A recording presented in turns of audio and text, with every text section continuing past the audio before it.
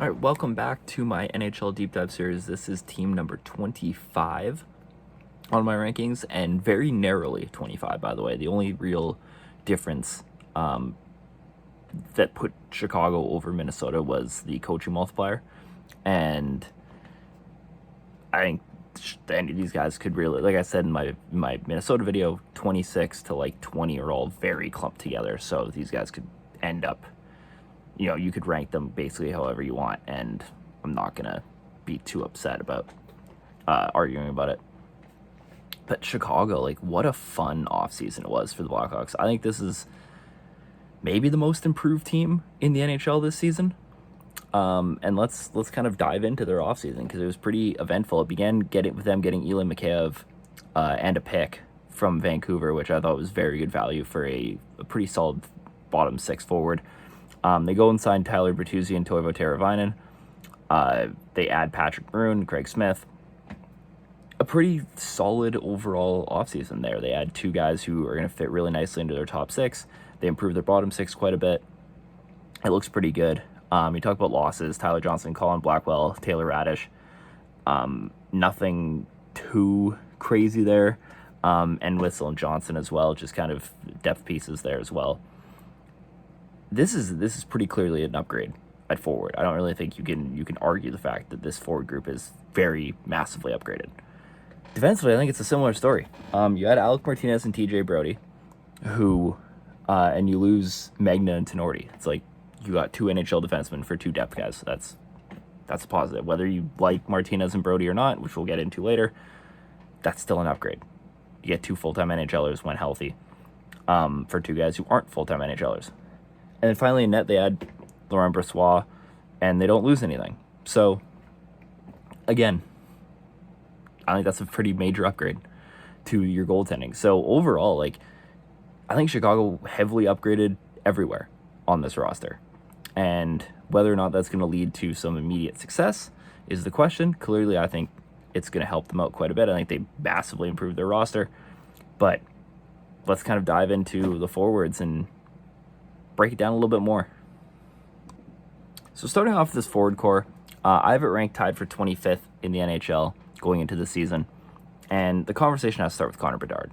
And some people might think I'm a little premature with the A- grade, but he was basically a point-a-game player on a crazy pace compared to other 18-year-olds in the post-lockout era with, like, non-NHLers, right? Like, the best winger he played with last year was Taylor Hall, and it was for 10 games, right? So I see a massive... I think, like, obviously the team around him is massively improved, but I mean, he's going to have another year under his belt. He's going to be healthy. He had an injury, like, partway through the season. Same thing happened to Connor McDavid, too. It's kind of weird how that trend seems to fall. Obviously not as severe as McDavid's, but it's just kind of funny. And yeah, I mean, like, they have him daily face-off, had him play with Bertuzzi and Kurashev, which, again, I think is massively improved over with what he was dealing with before. And, like, he kind of just brought everything instantly, right? Like, defensively, it wasn't all that you wanted. But, I mean, offensively, Connor Bedard was Connor Bedard, right? Like, anybody who watched Chicago last year, especially after the first, like, month and a half of the season, really saw the Connor Bedard breakout. And you saw him do it with the box of scraps they gave him, right? Like, it was very, Connor Bedard was a point-a-game player with a box of scraps, right? Like, it's the Iron Man reference that that comes to mind there for sure. And now you've given him kind of, maybe not the supreme talent that you would like to, but you've given him a competent NHL roster. And although Daily Faceoff doesn't have them playing together, that roster starts with Toivo Teravainen, who I think was the best rated player that this team brought in. Despite the fact that him and Bertuzzi are both Bs, Teravainen and I have ranked, like, higher on the B scale, whereas Bertuzzi's, like, very much a fringe B minus kind of player. I gave him the edge because he has the points, and when he's on, he's very good. But we'll get into Bertuzzi in a second. Teravainen's somebody who I've really liked for a while. I really liked him when his first stint here in Chicago. I think he was massively underrated in Carolina. Obviously, he didn't have the point totals that you would have liked, but his underlyings were very good, and that's kind of the story with anybody coming out of Carolina. Really, is that their underlying numbers are fantastic. The point totals leave a lot to be desired, but again, I think you throw this guy on a power play with Connor Bedard, and those point totals will suddenly magically appear because he's playing with a superstar. Finally, Frank Nazar is kind of the other player I wanted to highlight here. And if you've been following me for a bit, you know how much I love Frank Nazar. I had him ranked, I think he was like 5th or 6th on my board that year, going into that draft. I have a whole deep dive post on him on my Instagram. Go follow my Instagram, NBA Hockey. There's the shameless plug for the episode. But that's all you need to know about Frank Nazar. Go look at that post. I have it's paragraphs on why Frank Nazar rocks and why I think he's gonna be really good. If you watched him at Michigan this year, he was fantastic. Even in the brief stint he had in the NHL, he looked like he was immediately going to fit in. They have him penciled in on the third line right now on the wing. I could see him eventually moving up to that 2C spot. Frank Nazar has been my guy for a while, and I absolutely love him in this team. Oliver Moore is another guy who I really liked out of his draft, and obviously Chicago got him too.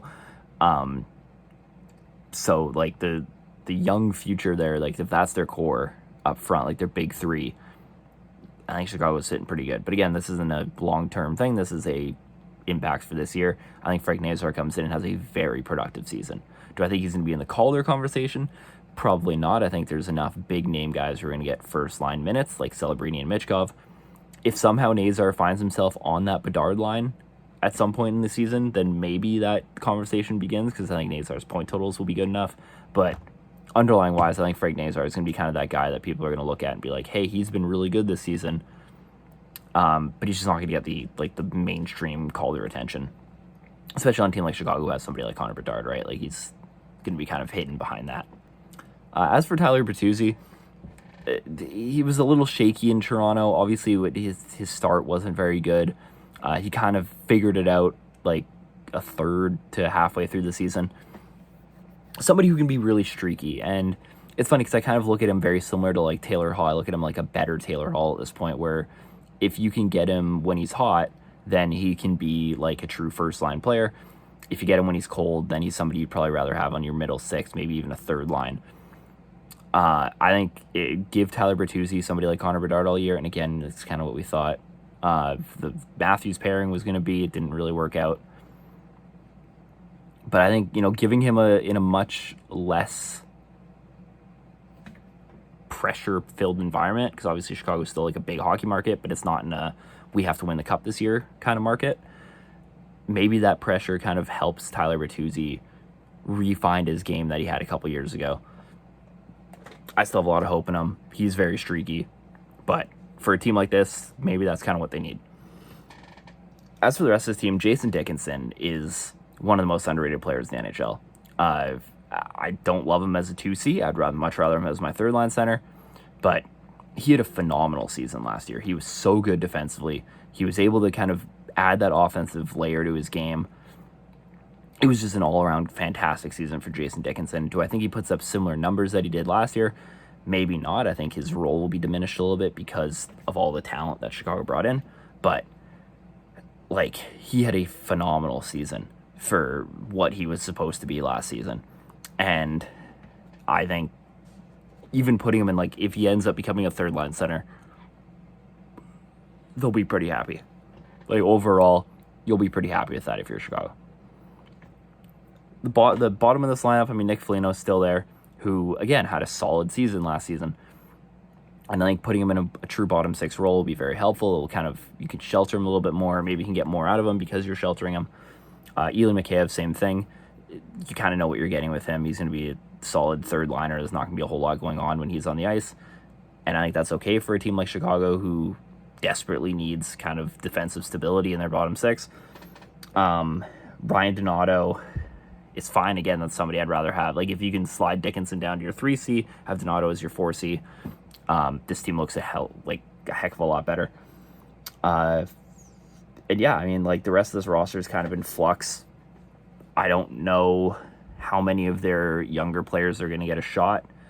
outside of that, I think there's opportunity here for a lot of players to come in. I think there's opportunity for them to maybe potentially even be a big waiver team this season to try to fill out the rest of the bottom six.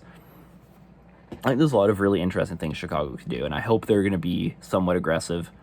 Maybe not to the extent of like trading for a big name player. Like I think they've kind of made their big moves, but on the fringes of this roster, I think you can get creative, and they seem to have wanted to do that. I really like the direction this team took. A lot of people think they were too aggressive this offseason, but I disagree. I think especially when you have Bedard on his rookie deal, this is kind of the time. Like, you've already hit the draft a bunch in the bottom of the draft. You don't really need more superstars. You just need to be able to fill the rest of the roster, and you can do that, in the teens of a draft. Worst case scenario, right? Like, this team's not going to be much better than that this season unless things go crazy well. But, you already have had your top, 5 picks. You've had those guys come in. I think now you're really looking to fill out the rest of the roster with more team needs than just best player available. And I think you can do that through free agency, you can do that through trades. Clearly, Chicago did that this summer. They spent a ton of money trying to fill out this roster with competent talent. And I think it's going to make a big difference. So that's the forward core. I really like it. I'm a big fan of this group. Obviously, I only have them ranked 25 because they're not filled with crazy talent. But I really like the direction this team's going in. I like the framework they have. And I think they can get really creative with some of their moves to fill out the rest of this team. So, yeah, that's the offense. Let's move on to the D. So moving on to the blue line. It's the blue line that got a big facelift this offseason as well. And the big additions being Martinez and TJ Brody. But I kind of want to talk about Seth Jones for a second. Because Seth Jones is somebody who again, if you've been following me for a while, have been consistently ripping on. Especially when he was in Columbus, right? Like the big claim to fame for Seth Jones was his 3.5-minute defensive zone shift where he couldn't get the puck out of the zone, and the 65-minute game that he played in the bubble that one year and didn't play particularly well and was only talked about because he played 2 minutes more than Victor Hedman did that game, who was significantly better. But that's a whole nother thing, right? I know the comments might flame me for Seth Jones used to be good. Now everybody's kind of caught up to that, right? And I think it's led to Seth Jones almost becoming underrated, right? Because his contract is brutal. But since he's went to Chicago, and people have kind of hopped on the wow, that contract sucks bandwagon, he's actually been playing decently well. For a guy who could be the second best defenseman on your team, he's been pretty solid, right? I'd be happy if he was my second best defenseman, right? If this team had even a Mackenzie Weegar, who we've already talked about in the series, if Seth Jones was the number 2, and then you had the rest of this blue line the way it is, right? Sub out Connor Murphy for Mackenzie Weegar, that's a really strong blue line, and I'm very happy with Seth Jones as my number 2. So I think we need to kind of ignore the contract when talking about Seth Jones now, because it's there, right? That's not going to change anything. But on ice wise, I really do believe that Seth Jones has kind of become underrated a little bit, because people are just so against the contract, which is fair. It's a bad contract. Trust me, I was the number 1 campaign person for that contract being awful the second it was signed. But we need to kind of disassociate that with his on ice play. And obviously the grades have no contract bias. None of that matters, right? The value of a player is irrelevant to the grade. On ice wise, he's been a pretty strong defenseman, especially based on what he was dealing with the last 2 years in Chicago, right? Now you're giving him the best defensive core he's had since probably that bubble run in Columbus. I'm interested to see if giving him a bit of an easier workload makes him look even better, right? Maybe it makes him look like he did in Columbus again, getting the not as tough defensive matchups because you have the strong support system under him. But we'll see. I'm intrigued, and I've actually kind of liked Seth Jones especially last year, but these last 2 years in Chicago for what he is. Alec Martinez is kind of the other one. This is somebody who, when healthy, is a super useful defenseman. And that's kind of the big question mark is he going to be able to be healthy? Now, I think if Chicago plays them in kind of a diminished third pairing role, gives them a bit more favorable matchups, I think you can kind of protect him a little bit in that case. And if you can get a pretty decently healthy Alec Martinez, he's still a super useful player.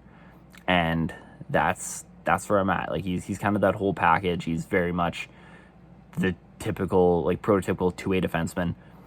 And obviously we saw that when he was like at his peak in Vegas, he was very, very good. And he was a very good complementary piece. That's what he could be here, especially with the young players coming up. Like obviously Korchinski's there this year. Levchinov is going to play at some point. Won't be this season, but eventually he's going to play. Having somebody like an Alec Martinez there is a very stable kind of anchor piece in that bottom pair. And I really like the move. I don't think it was too risky. And again, if he can be healthy, very useful player. And he's very much somebody who you will notice if you watch Blackhawks games this year. You should notice anyway, unless of course he like falls off a cliff. But as of now, like he's somebody that you should notice when he's playing. TJ Brodie had a brutal season last year in Toronto. I still think there's something there. I still think there's a bit of juice left. And that's why I gave him a C+, because like the last couple years before that, he was strong enough to warrant kind of that C+, like B- range defenseman. Last year was just brutal, so I had to drop him. I probably could have went lower than this. Really, like he's very much a fringe C+ player at this point. But again, I think less pressure, take him out of the toxic environment that is the Toronto sport world. Maybe we see something, right? Maybe the Blackhawks can get something out of him. He's very much a project, like we need to fill our sixth defenseman, and would rather do it with an NHL caliber player instead of a AHL caliber player. That's kind of what the project is here. I'm intrigued to see how it works out. I have no idea. He could fall off a cliff again, and then he's kind of done. But again, I think smaller role. Let him kind of be a mentor piece to some younger players instead of putting him in bigger situations like Toronto was doing. You might have something there, right? Like you might be able to get something out of him. We'll see. I don't know. For the rest of this blue line, Alex Vlasic, somebody who I really like. He's, again, very underrated. Very sturdy in both ends of the ice. Very good complementary piece to Seth Jones, at least for what this blue line is going to be this season. Kevin Korchinski had a pretty not great season in terms of like numbers wise. But again, he was thrown into the fire, right? Like he was just kind of like, let's see if you can swim. And he treaded water good enough to be a C- player for me. And I think we'll see a big jump in development this season. You'd hope so anyway. But he's gonna benefit from the fact that Chicago went out and acquired more NHL level defensemen, right? Like he's not gonna have to be as much of the guy as he was last year. And I think that's true for basically everybody on this blue line that played in Chicago last year, is that getting two more NHL caliber defensemen who can play immediately and who have been kind of those number one guys. That's the other thing here that I think matters too, is that both Alec Martinez and TJ Brodie have played those big minute roles before, and having those guys as like safety nets in the bottom of your lineup is super valuable, because they're guys who, if you need to, you can kind of break glass and just toss up into the lineup, right? It's very much like when I talked about San Jose, when I talked about all their additions. It wasn't just that they acquired NHL talent, it's that they acquired NHL talent who can move up and down the lineup.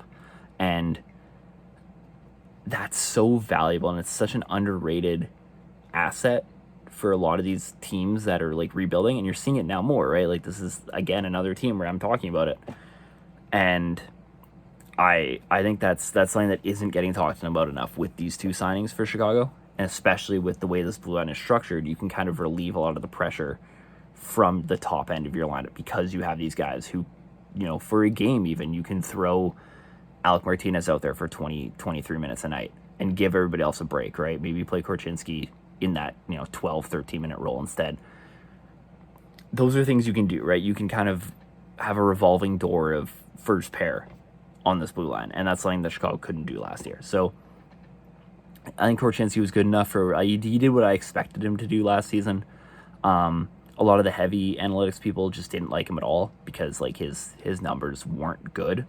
But I think the context matters and the fact that he was kind of just thrown to the wolves and he swam good enough to, he didn't completely fall apart. Let's put it that way. So I'll give him the benefit of the doubt. Basically, is what I'm trying to say. And then Connor Murphy is fine. Like he's a guy, and as your sixth best defenseman, fifth or sixth best defenseman, depending on how you look at Korchinski, I guess. That's solid. Like he's fine. This blue line is very manageable. It's very similar to the offense in the fact that like I like the structure of it. It's just not quite there in talent yet.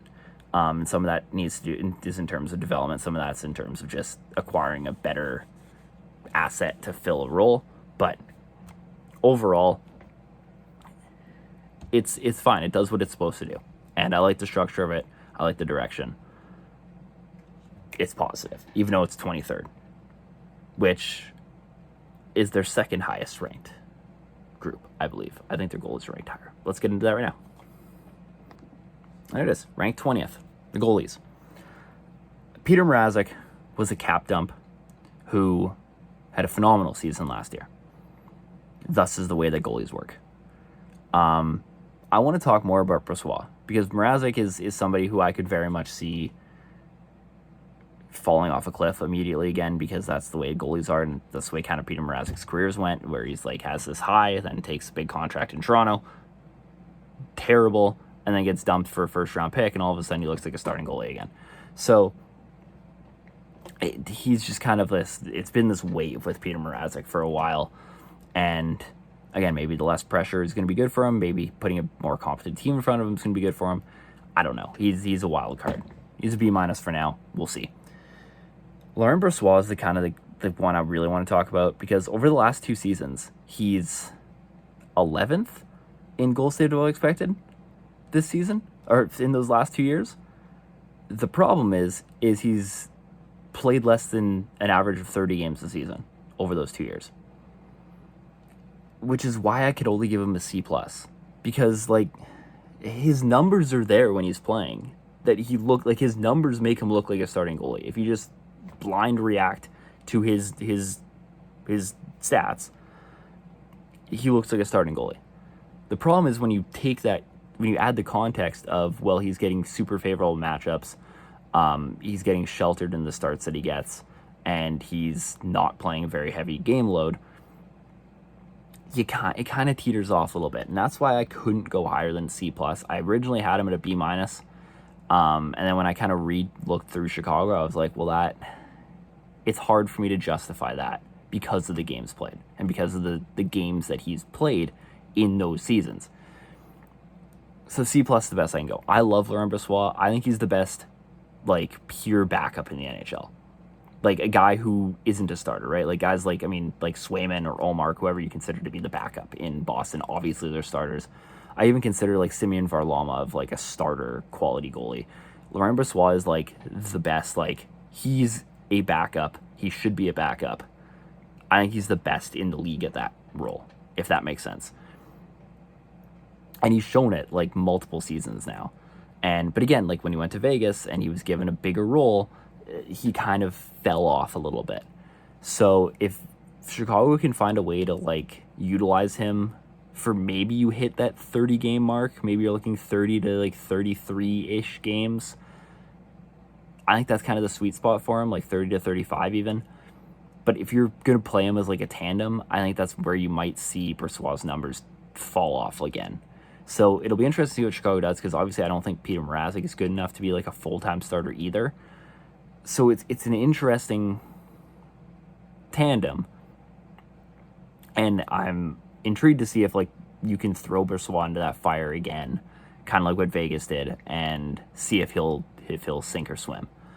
And I think that's kind of the mindset with a lot of this team, right? Is we're going to improve, but we kind of have these guys who can play a bunch of different roles, and we'll just see what happens. But yeah, I like this goalie tandem. Obviously, it's better than what they had last year, and we'll see if Brossoit can can continue the success he had in Winnipeg both times, because when he was in Winnipeg, he was very good. And he was also playing behind Connor Hellebuck, who might be the best goalie in the NHL. So does that light workload contribute more to those numbers coming out the way they are, or is it maybe the situation, the defensive structure? I don't know. There's a lot of different factors in it. I tend to lead towards the sheltered games was kind of the biggest thing. But we'll see. Maybe he has another great year in Chicago. And again, I like the guy. I'm a huge Laurent Brossoit fan. I just don't know if this was the right fit for him based on everything we've seen so far. But we'll see. So that's Chicago. A lot of people think I have them too high. I'm pretty high on the Blackhawks, right? Like, I mean, obviously we're only talking about the 25th, my 25th ranked team going into the season. But based on this roster, like, they're heavily improved everywhere. They really stepped up and got NHL talent to surround this young team that they're putting together. And I think by the time those guys, like, their core is fully ready to jump up into the roster, they're going to have a pretty competent lineup behind them. And that seems to be the idea. So overall, I like this team. Do I think they're going to be, like, pushing for a playoff spot this year? No. But do I think they're going to be playing competitive games, like, at the beginning of February? Yeah, maybe. Right? Like, they might be, like, in that very dark horse hunt for a playoff spot, like, in January, February. And I think that'll be good for them, right? You can play more meaningful hockey than you did last year. You're not trying to lose every game by the end of the season. I think they'll be good, especially with guys like Bedard and Nazar can keep playing up. It'll be helpful for them. Anyway, let me know what you guys think of Chicago down below. Make sure you like and subscribe if you are interested in the series and you want to see more videos. Follow my Instagram, NBA Hockey. I talked about that already, but it's the same as the YouTube. I still can't put links in my description, so I don't know what's going on with that, but it's fine. I guess YouTube still doesn't know if I'm real. I don't know. But yeah, thank you guys for watching, and we'll see you in the next one for number 24.